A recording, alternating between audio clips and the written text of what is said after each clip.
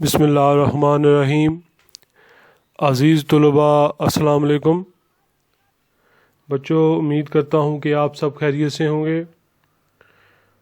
بچوں، آج کا ہمارا سبق امیر مینائی کی نظم نعت پر مشتمل ہے، تو آئیے ہم وقت ضائع کیے بغیر امیر مینائی کی نظم نعت کا مطالعہ کریں۔ عزیز طلباء، آپ نے الفاظ معنی لکھنے ہیں، اس کے بعد شعر کی تشریح بھی لازمی طور پر لکھنی ہے، کوئی بھی کام آپ نے چھوڑنا نہیں ہے۔ بچوں، نعت کی سب سے پہلے تعریف میں آپ کو بتا دوں تاکہ ہمارا سبق جو ہے وہ ہمیں اس کے متعلق بنیادی معلومات حاصل ہو جائے۔ اور وہ بنیادی معلومات بچوں یہ ہے کہ نعت کہتے کس کو ہیں، نعت کی تعریف کیا ہے یا نعت سے کیا مراد ہے۔ تو بچوں، آپ نے ذہن میں رکھنا ہے کہ نعت ایسی نظم جس میں اللہ تعالیٰ کے آخری نبی حضرت محمد صلی اللہ علیہ وسلم کی تعریف کی جائے۔ یہ آپ نے پہلے بھی تعریف سنی ہوگی، پڑھی ہوگی، یاد کی ہوگی، تو آج پھر آپ نے اس کو لکھنا بھی ہے اور یاد بھی کرنا ہے۔ آپ کے امتحانات میں یہ سوال آ سکتا ہے، ٹھیک ہے بچوں؟ تو نعت ایسی نظم جس میں رسول اللہ صلی اللہ علیہ وآلہ وسلم کی تعریف بیان کی جائے۔ یہ تو ہو گیا بچوں نعت کے متعلق سب سے بنیادی سوال، سب سے بنیادی معلومات۔ اچھا، آئیے ہم اشعار کی طرف بڑھیں۔ سب سے پہلے میں شعر نمبر 1 پڑھ دیتا ہوں، آپ نے ذرا غور سے سننا ہے۔ صبا بے شک آتی مدینے سے تو ہے، کہ تجھ میں مدینے کے پھولوں کی بو ہے۔ تو بچوں، یہاں پر اس پہلا جو لفظ ہے اس کو صبا نہیں پڑھنا، اس کو آپ نے بے الف با کو تھوڑا سا لمبا پڑھنا ہے، ٹھیک ہے؟ اس کو تھوڑا سا لمبا کرنا ہے۔ صبا بے شک آتی مدینے سے تو ہے، کہ تجھ میں مدینے کے پھولوں کی بو ہے۔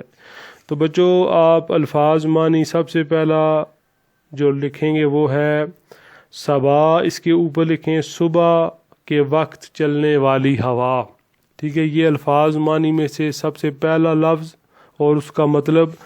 اچھا، دوسرا ہے بے شک، اس کے اوپر لکھیں یقیناً، بو کے اوپر لکھیں بچوں خوشبو، ٹھیک ہے؟ تو یہ 3 الفاظ معنی تھے جو کہ آپ نے لکھنے۔ ایک دفعہ پھر میں آپ کے لیے شعر کو پڑھ دیتا ہوں۔ بچوں، ایک چیز ذہن میں رکھیں کہ شعر کو پڑھنے کا بھی ایک خاص انداز ہوتا ہے۔ شعر کو شاعرانہ انداز میں ہی پڑھا جائے تو بہتر ہوتا ہے، ٹھیک ہے؟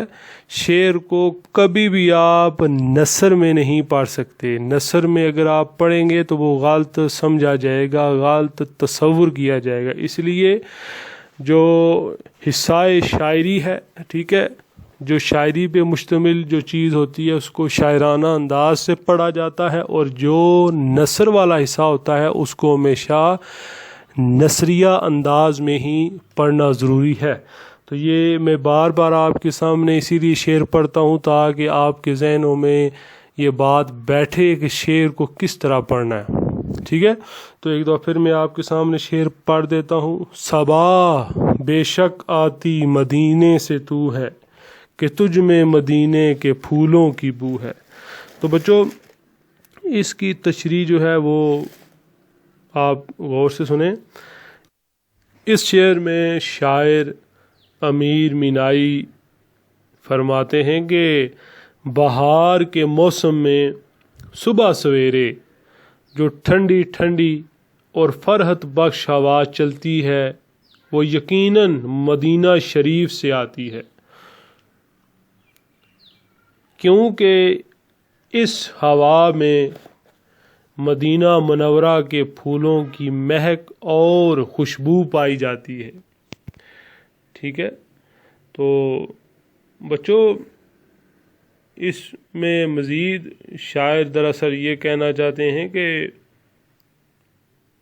اس کائنات کے لیے جو سب سے عام نعمت ہوا ہے وہ ہمیں شہر مدینہ سے نصیب ہوتی ہے، اس ہوا میں مدینہ کی گلیوں سے ہو کر آنے کے باعث جو پھولوں کی خوشبو بسی ہے وہ یقیناً اور کوئی ذات نہیں ہے، صرف اور صرف میرے پیارے نبی صلی اللہ علیہ وسلم کی ذات مبارک کی خوشبو ہے۔ تو بچوں یہاں پہ شاعر امیر مینائی جو اصل بات کہنا چاہتے ہیں وہ یہی ہے کہ ہمیں جو اتنی مہکتی ہوئی ہوا ہمیں ملتی ہے یا محسوس ہوتی ہے وہ صرف اور صرف اس وجہ سے ہے کہ وہ مدینہ سے ہو کے آتی ہے۔ حضرت محمد صلی اللہ علیہ وسلم جو کہ ہمارے آخری نبی ہیں، ان کے اس عظیم شہر سے ہو کے آتی ہے کہ جہاں وہ موجود ہیں، جہاں پر ان کا مسکن ہے۔ ٹھیک ہے بچوں، بے شک ہر جگہ حضرت محمد صلی اللہ علیہ وسلم کا فیض جاری ہے، یعنی حضرت محمد صلی اللہ علیہ وسلم جو ہیں وہ ایسا نہیں ہے کہ ان کے شہر سے ہوا ہو کر آئے، ان کے شہر سے کوئی چیز ہو کر آئے تو وہ بے اثر ہو یا اس میں کوئی جو ہے وہ تبدیلی نہ ہو، لازمی اس میں کوئی نہ کوئی تغیر پایا جاتا ہے۔ تو جو ہوا وہاں سے گزر کے آتی ہے اس کے متعلق شاعر کہتے ہیں کہ اس میں خوشبو پائی جاتی ہے، اس میں مہک پائی جاتی ہے، وہ ہوا دوسری ہوا سے بالکل مختلف ہوتی ہے۔ تو بچوں آپ نے صرف یہ بات ذہن میں رکھنی ہے کہ اس شعر میں شاعر نے جو ہے وہ کس چیز کی تعریف کی ہے؟ وہ تعریف کی ہے مدینہ سے ہو کر آنے والی ہوا کی تعریف کی ہے۔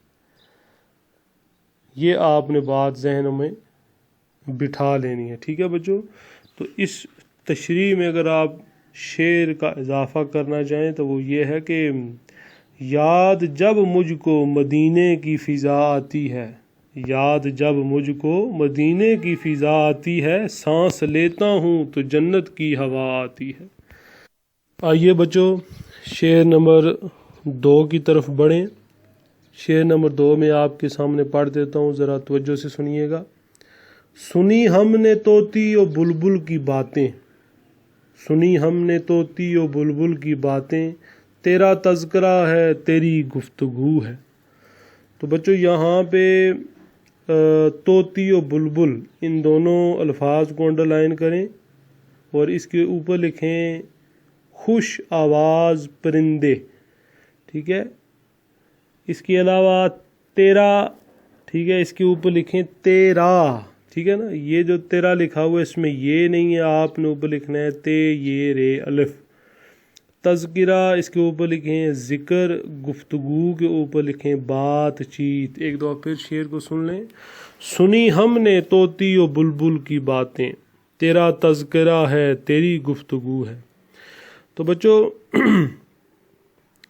اس شعر میں شاعر امیر مینائی حضرت محمد صلی اللہ علیہ وسلم کی تعریف بیان کرتے ہوئے کہتے ہیں کہ چونکہ آپ تمام کائنات کے لیے رحمت للعالمین بنا کر بھیجے گئے ہیں اور دنیا کی ہر چیز آپ کی تعریف میں مصروف ہے اور ہر طرف ثنائے مصطفیٰ کی صدائیں گونجتی ہیں، یہی وجہ ہے کہ طوطی اور بلبل کے سینے بھی ذکر رسول سے آباد ہیں، ذکر رسول صلی اللہ علیہ وسلم سے منور ہیں۔ جب شاعر نے ان پرندوں کی صداؤں پر غور کیا تو درود و سلام کی پکار کے سوا کچھ بھی نہیں تھا، ٹھیک ہے؟ یعنی شاعر کہنا یہ چاہتے ہیں کہ جب میں نے ان پرندوں کی طرف توجہ کی، ان پرندوں کی طرف جب میں نے غور کیا تو مجھے معلوم ہوا کہ یہ تو صرف اور صرف حضرت محمد صلی اللہ علیہ وسلم کی شان بیان کر رہے ہیں۔ یہ پرندے، یہ خوش آواز پرندے، یہ اللہ کے آخری نبی کی تعریف کر رہے ہیں۔ اور بچوں یہ حقیقت ہے کہ دنیا کی کوئی چیز بھی ایسی نہیں ہے جو نبی اکرم صلی اللہ علیہ وسلم کی محبت میں دل و جان سے فدا نہ ہو۔ کوئی بھی چیز، چھوٹی سی چھوٹی اور بڑی سی بڑی، کوئی بھی چیز ایسی ہو نہیں سکتی کہ جو حضرت محمد صلی اللہ علیہ وسلم پر جان قربان کرنے والی نہ ہو۔ آپ کی ذات مبارکہ سے انسان، حیوان، چرند پرند، غرض تمام مخلوقات نے فیض پایا ہے، تمام اشیاء نے فائدہ حاصل کیا ہے۔ اللہ سبحانہ و تعالی آپ صلی اللہ علیہ وسلم کا قرآن پاک میں بچوں اس طرح ذکر کرتے ہیں کہ وَمَا أَرْسَلْنَاكَ إِلَّا رَحْمَةً لِلْعَالَمِينَ، یعنی اور ہم نے آپ صلی اللہ علیہ وسلم کو تمام جہانوں کے لیے رحمت بنا کر بھیجا ہے۔ ٹھیک ہے بچوں، تو اس شعر میں ایک دفعہ پھر آپ کو بتاتا چلوں مختصر، تاکہ آپ کو سمجھ لگے کہ اس شعر میں شاعر صرف اتنا کہنا چاہتے ہیں کہ جب میں نے طوطی اور بلبل کی صداؤں پر غور کیا، ان کی آوازوں پر غور کیا، ان کے چہچہانے پہ غور کیا، تو وہ بھی نبی کریم صلی اللہ علیہ وسلم کی تعریف میں مشغول رہتی ہیں۔ یعنی یہ سب پرندے حضرت محمد صلی اللہ علیہ وسلم کا ذکر کرتے ہیں، اس کے سوا ان کی کوئی بھی مصروفیت نہیں ہے۔ ٹھیک ہے بچوں، تو یہ شعر نمبر 2 کی تشریح ہے جو کہ آپ نے لکھنی ہے۔ تو انشاءاللہ بچوں کل جو ہے وہ میں آپ کے سامنے شعر نمبر 3 اور شعر نمبر 4 کی تشریح لے کے آؤں گا۔ تب تک کے لیے اجازت دیں۔ السلام علیکم۔